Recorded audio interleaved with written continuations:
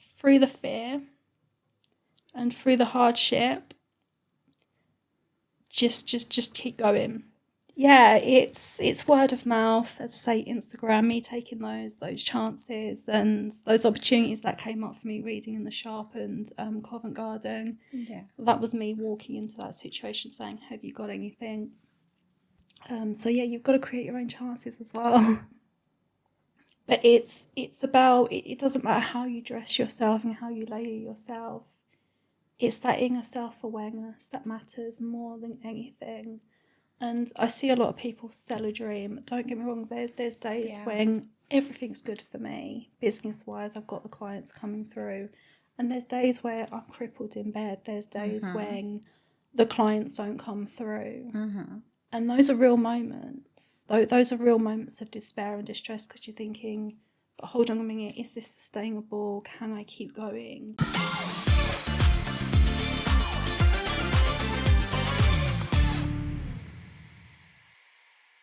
Hello, welcome back to the Inspiring Woman podcast. My name is Andrea Molina.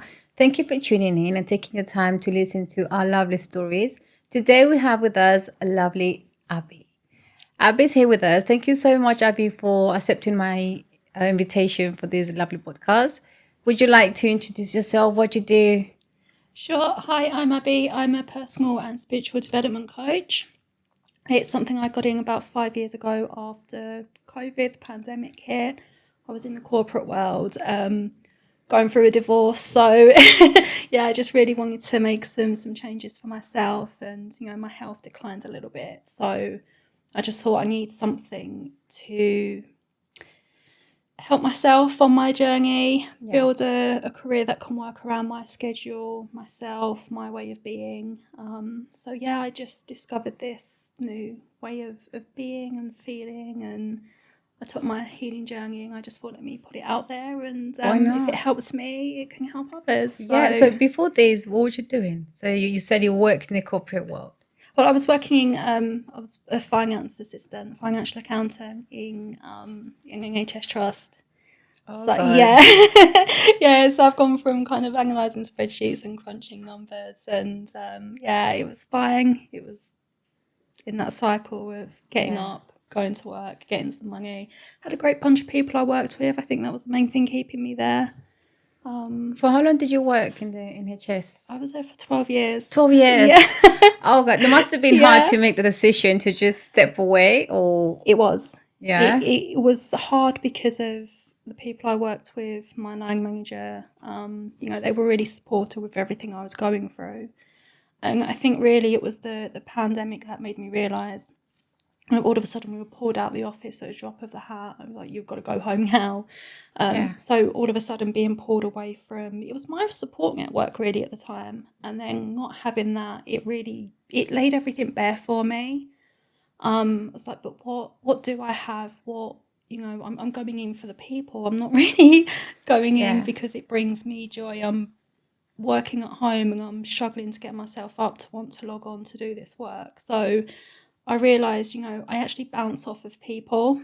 Yeah. And I was there more because I was going in for my social network, obviously getting the work done as well. Definitely. But it really highlighted something to me. Yeah. So that's amazing. And the pandemic actually opened the eyes to so many people. So many of us in those quiet moments that we had to go through, not going out, not socializing. It's just like, it was about the time for just you. Yeah. But you mentioned also about you getting divorced in that time. Was it in the pandemic as well? No. So kind of my timeline was things hadn't been great for about 2019 for me. Going through a journey of trying to conceive and, motherhood, trying to obtain motherhood. Well, that was me from 2018 to 19. Various things happened during that. Again, that process highlighted my marriage to me, and a lot of things kind of got revealed through that process. So again, that's another situation I decided to look at and think, well, do I want to be bringing a child into this situation? Thank goodness, protection there. Heartbreak, don't get me wrong, difficult process, a lot of heartbreak. It wasn't easy that the journey had ended that way for me, but yeah, throughout 2019, that was my real shift of a year, I would say. And it was by October, again, that was a 9-month process for me. It took me between January and October that year to really pull the plug and say, no, it's done. I was prepared to give up my flat, everything, my cats. Wow. Yeah, it got to that point. So October 2019, I was fully prepared, put my belongings in a suitcase and find a flat share. That was my plan. But my ex-husband didn't want to be in that flat, so thankfully, I landed on my feet. So yeah, I just before COVID for me, just something was ticking in me, and I just thought, I've got to do this, and I've got to do this now.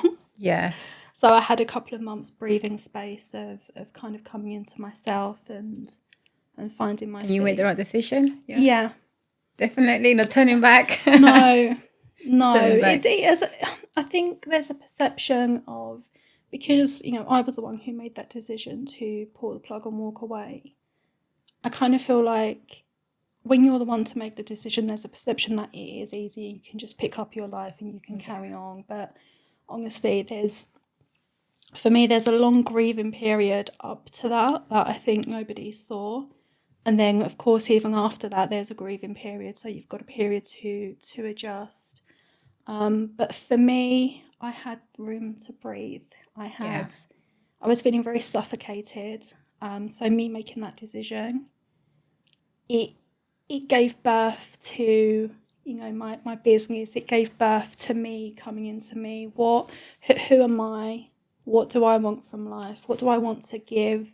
What am I not able to give because I'm suffocated by, so many situations around me? So for me, it was, cutting the strings on everything that I feel was, trying to pull me in all of these different directions. Yeah. It's aligning back with myself. How do I want to navigate myself without anyone trying to pull me in all sorts of different directions? Yeah, I think that's quite brave. Like you said, suffocated is normal in not just women, but also men, which they don't know what to do. And they're also all the time listening to any ideas, to advices here and there. But when you, like you said, when you make your own decision and you just step away from things that you should, even though it's not easy, I think it's the best thing. Like you said, it reborns to what you're doing now. Like you going on to your business. Yes. Would you like to tell us a little bit more about what's the business and what's the main point of going for what you want to? So as I say, going into some introspection, it highlighted, and I think it unlocked my psychic senses. So that's how I started my initial journey. Is I just ordered these crystals and these cards one day, not really understanding and knowing what I was doing. I just went onto this website and I was just, that looks interesting, that looks interesting, that looks interesting. So this box comes and I'm opening the crystals and I'm opening the cards, and as soon as this card deck comes, I instantly knew. I do believe in past lives, and I do believe in, reincarnation. So I do believe that there's a part of me that has been a healer in past ages, and that all just come flooding back. And especially, we're in the middle of a pandemic, so of course that healer would switch on in me, right? So yeah, that's how it started. I just started to do card readings for myself, not planning on. It was almost a shock to me to realise, like, I have got this psychic intuitive gift. It's always been there, I think, at a young age. But then growing up, it's not. It's been contained. Yeah, when you were younger, did you caught any of those powers that you have? Or you just, maybe because you were small, you didn't pay attention to them? Or did it take you back to when you were younger and you understand, like, oh, that's why I was having this and that? Yeah, a lot made sense. I was always, in my books, I was always with animals, telling stories to animals. And I'd much rather lock myself in a room with the cats than than interact with people. So that it kind of threw back those, and I'd make up little stories, and even walk into school, I remember just the leaves and the ladybugs and just everything that I saw, I made just a connection with, and I made a little story. And there were some things that happened in my room when I was younger at night, and I thought, it's just a poster, because you're young, you have these posters up, and some things happened, and I realised that there was more there was more to that, and I'd always had this like strong intuitive sense, but again, I'd never really connected with it. So that was a start. Picking up on things that were happening with people without even being connected with them. I had this friend. All of a sudden, my heart sunk one day. I was just sitting on my bed, and I had this really heavy sinking feeling in my heart, and I was like, messaged him, "Are you okay?" Didn't hear anything for a few days anyway. Turns out he's a friend of his had passed away. Oh God. That day, yeah. So I'm thinking, okay, hold on a minute. How can I possibly have known that and picked that up? And then I'm speaking with some other friends, and their loved ones passed over were coming through. I'm thinking, okay, this is getting a bit. It did scare me a bit. Yeah, must be. But I just run with it because I didn't have anyone in my circle I could speak to about it then. But yeah, it's something I embraced and run with it. And I thought, I remember going onto this YouTube channel a few years ago, and she'd done weekly readings, and she was just a lovely lady, and I just found so much comfort with what I was going through. And I thought, the only way that people can connect at the moment is online. So I started an Instagram account, which has been my biggest blessing, actually. Yeah. And yeah, from there it's just I've connected, I've grown, started charging for my services. I thought, can I actually make a business out of this? Yes. And yeah, I've just found myself in the right time, at the right place. I've found some readings in shops. I've set up at Covent Garden a few years ago. Oh wow. Yeah, so it was, that was just a short stint, but it's taking those chances and taking those scary opportunities. And it's interesting because a lot of people are saying to me, but you can't make a career out of this. That was my question. Some people, they say that actually some people that have that kind of intuition, and these we could say power, they just do it for free. Yeah. They just do it for free, and they don't want to charge because they find it so simple. But it's not simple. It's something that not everyone has. But you managed to start charging, and you had a family saying, not just family but friends, I believe, you're not going to make a business out of this. It's interesting because it wasn't necessarily friends and family saying that. I found it was more people that are also, doing what I do. Oh, there you go. Yeah, kind of I have more people later in life, but I just feel that they haven't got the same opportunities. It perhaps wasn't as widely accepted. It does sometimes get to me, yes, it's a gift and it's natural. And it depends on people's circumstances as well, because those people who are able to offer it free, if they've got a partner supporting them, they've got a family, they've got, another job, their circumstances could be completely different. And if they can offer it for free, great. But the way I look at it is, psychologists, life coaching, even healthcare, private healthcare. So in the world of well-being, everything is charged anyway. Yeah. And, it is my time, it is my energy. Yeah. And I think a lot of people don't realise it's not just a bit of guidance off the cusp. It's, getting deep down into connecting with that individual. I'm tuning into that person's energy at the core. Yeah. It does take quite a lot. I love energy. Yeah. You can run it, especially depends on who you're talking to as well. Oh. Depends on how much they're carrying on their back. So you started a business. Yes. And how is it going? How are you finding it? It's going well. It's, the regular coaching clients, because I found that a lot of people, although I started off doing the card readings and the intuitive guidance, a lot of people naturally were asking for energy healing on the back of that, the Reiki and the meditations and things like that. So it's enabled me to expand in that sense. And there are more people who are wanting like block sessions with me. So instead of just having ad hoc sessions, like the course of 6 or 12 weeks, so you can really, it's good for people who are going through life transitions because you need handheld. And equally, they can get spaced out. So as they start to walk on their own 2 feet and they don't need that comfort so much. So yeah, it's word of mouth, as I say, Instagram, me taking those chances and those opportunities that came up for me reading in the Sharpened Covent Garden. Yeah. That was me walking into that situation saying, have you got anything? So yeah, you've got to create your own chances as well. Yeah, yeah. Yeah, No one's gonna get it for you unless you just walk around. Not walk around, but just walk straight, knocking doors yeah. sometimes.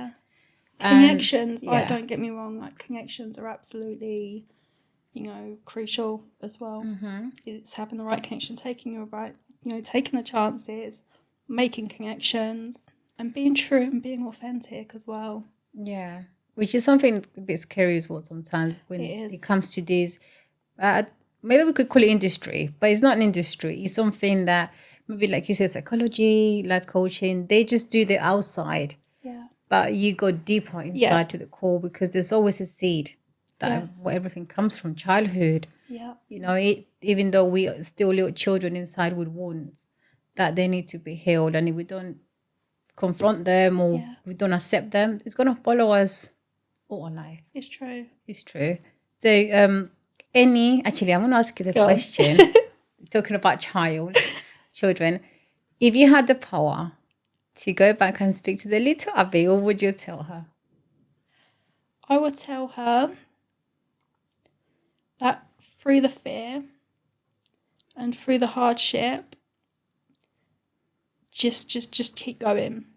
You just dance in the rain. Though those puddles that you used to dance in when you were younger, you're going to get scolded for getting muddy and wet, and there's going to be times when things aren't going to be good, but there will always be someone to hold your hand when you're afraid as well. It's just go to the right person. But as much as you will have to hold yourself, there will always be people who will reach out their hand and they will come through for you and they will hold you. And there is always a promise of, just keep smiling, keep dancing in the rain, keep splashing in those puddles. Just life will get messy. Don't worry about Yeah. the mess. You can clean it up. Oh, that's a lovely Yeah. message. In 5 years, how do you see yourself and your business? So I see myself hopefully with a full. I would love to have a full client list. Just waking up every day and being able to jump straight on those calls, like that would be my ideal. Obtaining my own space rather than have because at the moment everything's online for me. But my ideal, I just love my own little private practice in my space so I could do my energy healing work and that's my goal and that's what I'm working towards. And the first step should be here pretty soon, hopefully in the Pretty new soon, year. why not? Just to have that safe space that people can come to. I'm looking to branching out into recovery work as well. That's where I'd love to go for, like addiction and recovery work. Do a lot of trauma healing with people. I just feel like the regular routine ways of doing things, it's not working. So I would like to build myself up and there's another way of doing things. So that's what I would like to move forward into. Just be bold and brave and come up with this new healing module, new healing concept, and be bold enough to push that forward and see how Unique that can way. work. Yeah, I Yeah, it do. must be. I'm sure you are the unique. You're the unique way. Because everyone, is actually becoming famous and it's really bad in a way. Some people are just showing two side of it. Well, one day you could be doing things that they're really low energy and the next day you could just be, oh yeah, let's do meditation. And it's like when the word of God, God is so many ways. But at the end of the day, it's just one because we're all one. So it's just, I don't know how would you call that it's like the religion, sometimes you go to church and then the next day you go to do whatever you want, drink, and then come back to church. So I've seen it that it's been happening a lot in Instagram and TikTok. I'm like, how could you be doing this and then that? It's just, like you said, it needs to be in a unique way. Yeah, and this is for me is where that authenticity and awareness comes in, because you could have that outside shell and you could have that label, but if you're not living that authentically. And people see and people watch people all the time. It's just people aren't aware. It's what are you doing when no one's watching? How are you when no one's watching? Even when someone is watching, can you maintain your own energy? Can you be bold enough to speak up and call something out if it's not in alignment with you and who you are? You know, we're all different. We've all got different views. Don't get me wrong. But it's about it doesn't matter how you dress yourself and how you layer yourself. It's that inner self-awareness that matters more than anything. And I see a lot of people sell a dream. Don't get me wrong, there's days when everything's good for me, business-wise. I've got the clients coming through. And there's days where I'm crippled in bed. There's days when the clients don't come through. And those are real moments. Those are real moments of despair and distress because you're thinking, but hold on a minute, is this sustainable? Can I keep going? And it's in those raw downward moments. You know, I think a lot of the time you start something, or people may start something because they're only looking at the idealization. And yes, it's so good to attach onto what could be, you know, have that dream, have that faith, have that belief it can work.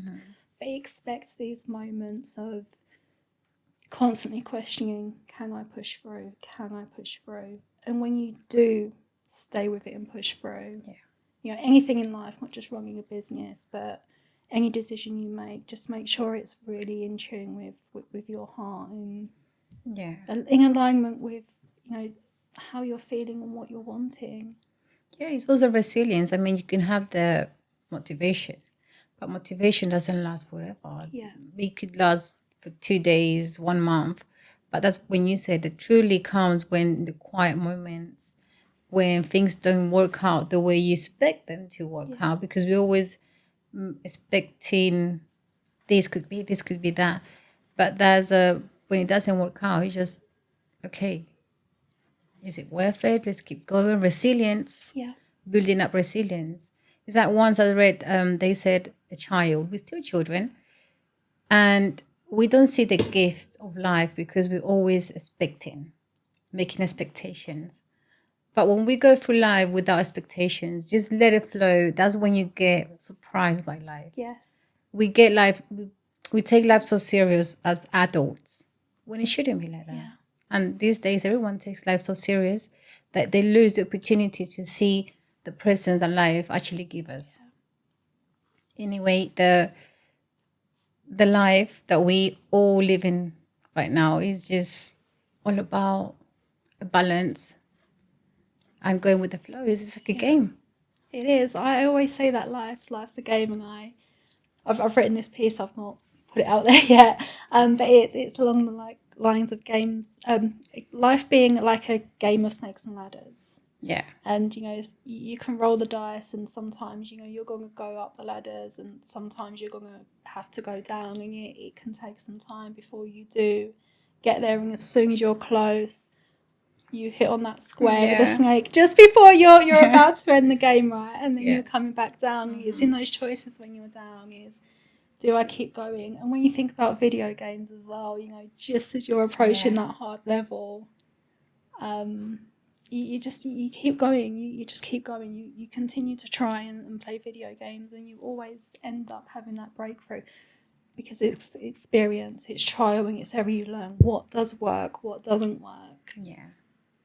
And I think that's important to, you know, persevere. And just because it doesn't work doesn't mean to say it's not meant to. Just try a different way. Or maybe there's a something else you're meant to be doing before you get to, you know, from A to B to C. You can't just get from A to C. Yeah. How are you going to navigate the point between? Yeah, because I mean, it's also a process. In every aspect, it's a process. Yeah. And we're just so used to this microwave life, I call it, that they don't have patience anymore. Yeah. The patience doesn't exist anymore. Also, like the gratitude. I was shocked one day where I found out that there's actually courses that they do for being grateful. A 30 days course to be grateful. For me, it doesn't make sense because I'm a very grateful woman. I'm sure you are as well. So for me, it was a bit shocking. Like, I can't believe someone's going to have to take a 30-day course to be grateful. Yeah. That should be something natural, but it doesn't. It's not here anymore. It's something that needs to be told instead of, everyone has it. Yeah. But those little courses, about 30 days, I was like, no, I can't believe this. And that's what it is right now. The microwave life, there's no patience. Yeah. Everyone was running up and down. And that's the point, to make everyone crazy and take them out of themselves. Yeah. And this is another thing like I really try to do with people and with my clients. It's slow them down. And when we talk about it, there's a lot of buzzwords around the matrix, and you can label it like that, but for me that's all about coming off of the hamster wheel. And what you've been describing is like being on that hamster wheel, and how do you get yourself off of that? How do you say, just because this works for this section of society, actually that doesn't work for me, and I'm not going to allow myself to get caught up in the expectation of I need to be doing this, this and this. Again, that slowing down, coming back into yourself, I think it's so important for everyone to give themselves that space regardless of your circumstances. If you're in a relationship, whether you're busy with family, even just 15 minutes out of a day, just try and retrain yourself. Instead of scrolling on my phone for 15 minutes, I'm just going to take a journal, or I'm going to write on my apps, and I'm really going to just focus and homing on me, taking the time for people to slow down. And from there, that's when, this transformation within ourselves is possible. Yeah, also it makes us more conscious. Yes. Even though when we're rushing and we're doing things automatically, the automatic pilot, we just realize, okay, I'm opening the door. I'm actually sitting here in this lovely room, having a chat with Abby, conscious of what we are. It doesn't give us time to think about the past or to think about the present. We're just here. Yeah. So it's like the book. Have you read the book about the power of the now? I've this has been. I've not actually read it yet, but it's been recommended. It's so amazing. Much. I love that book. I read it as well, and it's just the truth. And when you do this little exercise, thinking about like now, thinking that we're here, there's no space for tomorrow or yesterday, which is really powerful. But everyone's living in the automatic life about for the future. What am I going to do? What am I going to do? Yeah. Which is sometimes a bit sad because they lose the chance to appreciate what's here today now. It is, and I think that's, because I like to look at life as a timeline, and, we're all human, it happens, even those of us, whether we're trained, whether we're gifted, whatever, we're human, we get lost in ourselves and things get messy. And for me personally, I found that when I'm latched too much onto the past, and when I'm just about to let go of that, I can go on too far into the future, and something does always end up snapping back.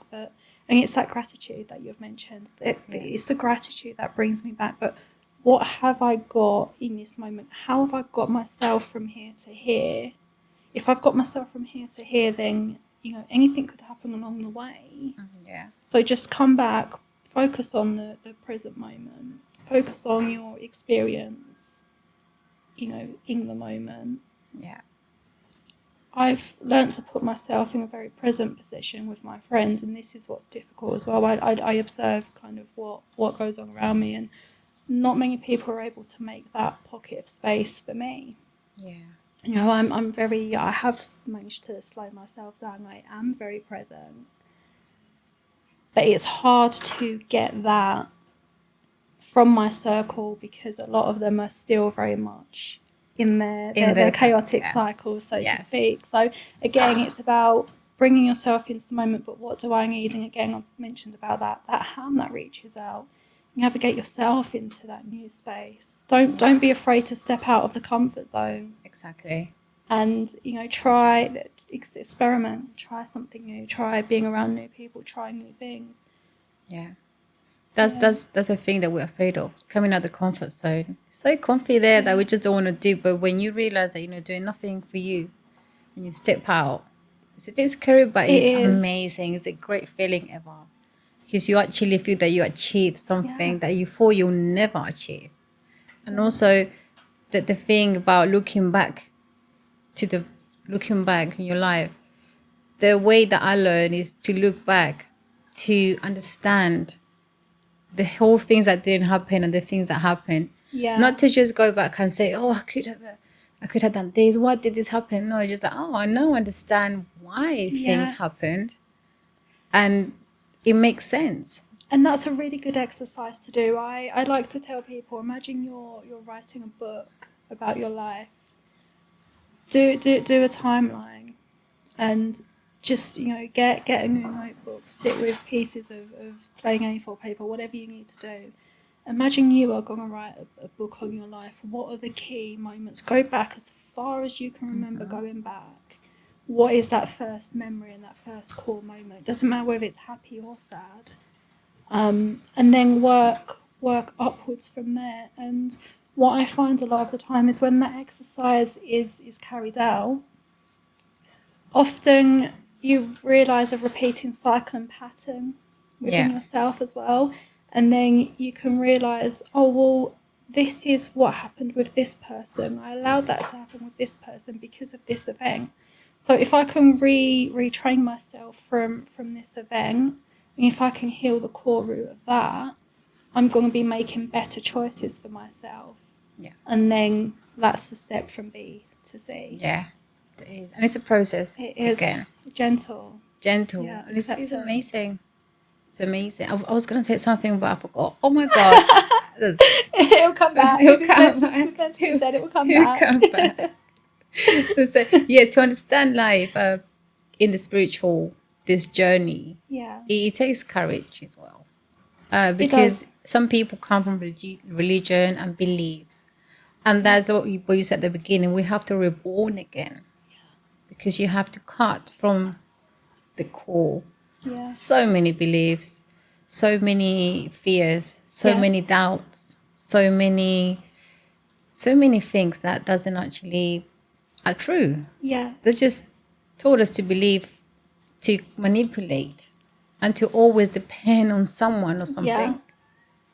And I do believe that to an extent we are beings of connection, and without that connection, again, it's about getting that balance. It's so important to stay connected, but the energy you're around, who are you connecting with? That's crucial. And it's hard as well when you're going through that process of awakening, or you're trying to make changes. You can get to the fluffy side of things, and I feel that people maybe don't want to go through that process, or are reluctant to, because of that messy bit that happens in the middle. You're completely shaking up your identity. Yeah. You're feeling things that you don't want to feel. So I understand why people do want to bury it and not allow themselves to evolve and choose better. But there does come a point, I do believe, where if we're meant to do something, and even if we are being resilient, and yes, we have free will, but I truly do believe that we are kind of like pulled by another force. Like if we truly meant to be doing something, no matter how much we try and run back into something else, there's this hand that pushes and pulls, and you go into that little toddler tantrum moment as adults, which, to be honest, we all do it sometimes. But it's in that moment where the surrender happens, and the beautiful unfolding. Yeah, they told us that the bad things is the other way. Yeah. Bad things are actually the best things that could ever happen to us, because they're the biggest lessons. If we learn from them. If we see them as, oh, this is so bad for me, this is just bad and bad, but if we see what teaches us, why is it there, instead of asking, why is it happening to me? Yeah. Ask yourself, what can I get from this? That crucial word, isn't it? Not why is it happening to me? Yeah. Why is this happening for me? That one, replacing just one simple word. One simple word. Yeah. The service you give out, is it for just men and women, or just women or men, or for either? It's interesting because I do have mainly female clients. However, I have had a flurry of male clients come to me as well. And this is the next step of work that I want to do with recovery, because a lot of the male clients that I do have, they have addiction, and they're trying to go through a recovery process. And behind all of that, again, there's just that little injured child, isn't there? That grieving, painful child. So I do actually want to open up, and I would love the opportunity to work with more men as well, because women in that respect would benefit. That's true. It's true, because this strong, independent woman is fantastic. It's great. Yeah. It feels powerful, but I speak with so many women, and myself as well. You can have an amazing run through life, and you can be receiving the money, and you can have the holidays and the clothes and everything. But if you're still going home at night and you haven't got that person with you, and you're in tears because you're feeling lonely, not because you haven't got a great network of friends and life's great, but if you haven't got that one special person, and this is for me where the masculine energy actually, let's work together with that. Let's not badge one against the other. Exactly. Let's pull that together. Let's engage with each other. Let's hold each other's hands, rather than you're over there and you're over there. How can we pull that in? Because all of society benefits. Me, if I had that extra level of support in my life, I would be able to achieve so much more. Yes, I've done a lot on my own. Yes, it's a badge of honour. But if I'm real, if I'm honest, it's a struggle. Yeah. And I can always get myself through everything. Yes, I can. But I just feel it's important, And the reason I'm saying this is because there are a lot of women out there who do feel like, I'm strong, I'm independent, and I don't need anyone or anything. And actually, let the wall down, soften, invite people into your life. Again, you're talking from a place of pain and wounding. And so, I do. That's very interesting. I mean, also you're right, because some women these days, I could do it if I myself. They have the male energy so high, that the feminine that they should be having is not. It's really hidden. Yeah. But if you have the man or the right person next to you, it's a compliment. Yeah. And some people, they don't know how to work in team. Yeah. And that's another subject that we should talk about maybe in the future, because it's really interesting. It's a really deep conversation about feminine and female, male, masculine energies. Yeah, and I just think it's important as well, not to place anyone on a pedestal. Like, you can admire people, don't get me wrong. You know, there's lots of people who inspire me and who motivate me. As when you put someone else on a pedestal, when you're placed on a pedestal, again, that for me, that causes an imbalance, because if you put someone on that pedestal and they fall short, and this is where things can kind of go wrong as well. Yeah, because everyone's not everyone's more than me. We're all the same at the end of the day. Yeah. The difference is that they're going through different levels, but we're all the same. We're still human beings with feelings. Even with blood, we cut ourselves with blood. Even the same. I'd like to, I feel we should embrace our differences, whatever those differences are, because we're all part of a puzzle, right? And it's finding out where we fit, not necessarily looking for the pieces to place, but where do I fit in this society, and where do I fit in the world? And it's navigating through that space, embracing people's differences. And it's so boring if we were all the same and thinking the same and feeling the same. And if everything was perfect, it'd be boring as well. We wouldn't learn anything. Yeah, that's how we learn. But just be. I feel like there's a lot of grabbing in life. People want to grab and people want to be served. Yeah. And again, it's so important to say, but how can I be productive to society? How can I help? What do I want to give? Yeah. It's all about service. Any kind of work we do is about giving. Yeah. It's about giving. But some people just do the work because of money. But when you do things because you love it and you like the way you're doing it, it's different. And the money comes. It's an energy, isn't it? It's an energy. The way I see it is the money and the finances are all energy. And what I found works for me personally, when I am feeling good about what I'm doing, when you said about charging as well, there are clients that I will do free of charge for. It depends on people's circumstances, right? So if someone genuinely needs help, and I'll offer that, and it's when I'm in that energy of just creating because it makes me feel good. I'll just get this little download or this message that produce this because somebody will need to hear that. When I'm in that flow and that creative flow and not worrying about if I do this, what is it going to lead to? When I'm just doing things just because I'm in that flow, that's when everything else kind of it just comes all into balance and things end up flowing and it comes into alignment nicely. Is that what they say? What you give is what you get. Yeah. Every aspect.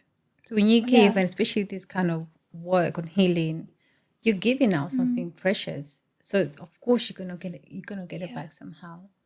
Somehow you're gonna get it back. Tell us. I would like you to, well, if you want to, give us a little bit of advice to these to the lovely women that they think that life is over, that there's not tomorrow, because we've been there. Yeah. Just to honestly take that chance. You know, for me, when I decided to end my marriage and that come with a breakdown of 3 sets of family units, you know, that was huge. And I just be prepared for the best case scenario. Allow yourself to fall into the worst case scenario because that's only ever temporary. But once you get through that mess, you will find your feet. Don't be afraid to, if you want to start that project, that career, that business, start with something small. Go to maybe an art club or learn to dance or just join a social club and let yourself start from there and you'll gain your confidence. Yeah. But yeah, it's not being afraid to work through that messy. Yeah, it's never too late. No, it's not. It's never too late. Abby, I will speak to you for hours. Like we had a little coffee the other day and we talked for so many hours. We didn't realize it was 2:00. But anyway, where can we find you to get your lovely help? So my website is lovinglighealing.co.uk. I've got a booking platform. My Instagram is loving_light_healing. So I'm mainly active on Instagram than anywhere else. So, yep, head on over to there and I'll be happy to work with you. Thank you so much for coming, Abby. It was lovely speaking to you. I'm sure we're going to have another interview about more conversations. But anyway, thank you so much, everyone, for tuning in. And I'll see you next time for more lovely stories.